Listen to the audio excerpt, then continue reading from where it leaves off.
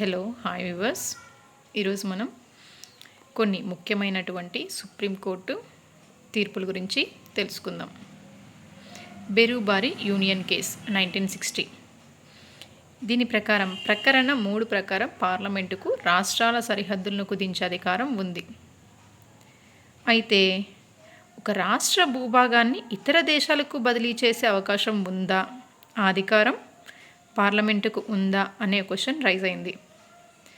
అప్పుడు దీనికి సంబంధించి రాష్ట్రపతి సుప్రీంకోర్టుని సలహా కోరితే సుప్రీంకోర్టు తీర్పు చెప్తూ రాష్ట్ర భూభాగాన్ని ఇతర దేశాలకు బదిలీ చేసేటప్పుడు ప్రకరణ 368 ప్రకారం ప్రత్యేక మెజారిటీతో రాజ్యాంగ సవరణ చేయాల్సి ఉంటుందనేసి తీర్పు తెలియజేయడం జరిగింది.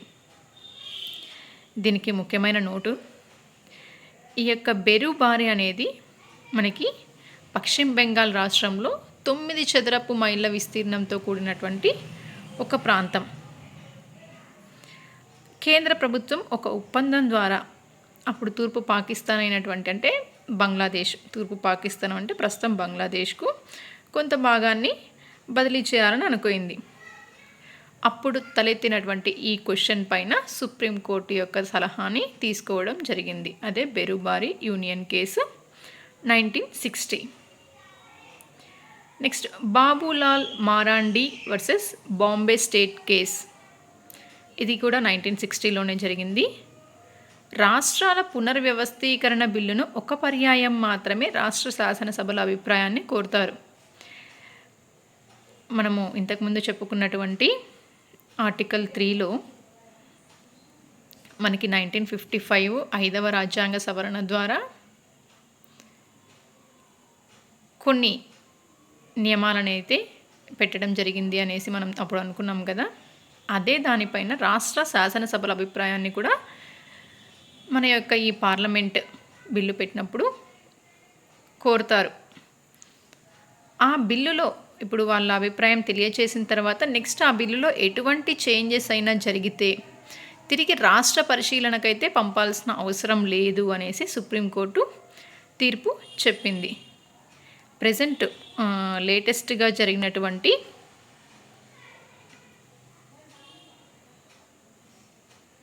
ఉదాహరణ ఏది అంటే తెలంగాణ రాష్ట్రం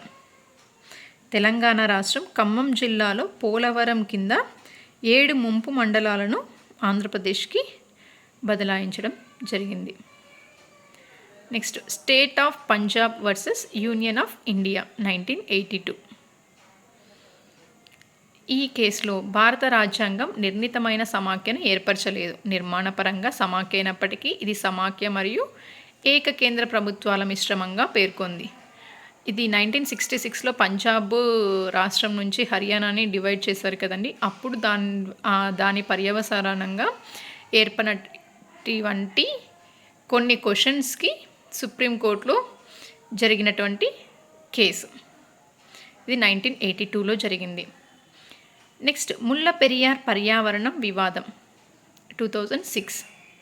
ఇది నదీ జలాల పంపిణీ విషయంపై చట్టాలను చేసే అధికారం రాష్ట్ర శాసనసభకు అయితే ఉండదు. ఈ అధికారం పార్లమెంటుకు మాత్రమే ఉంటుందని సుప్రీంకోర్టు తీర్పు చెప్పడం జరిగింది. Thank you for watching. Please like and subscribe my video.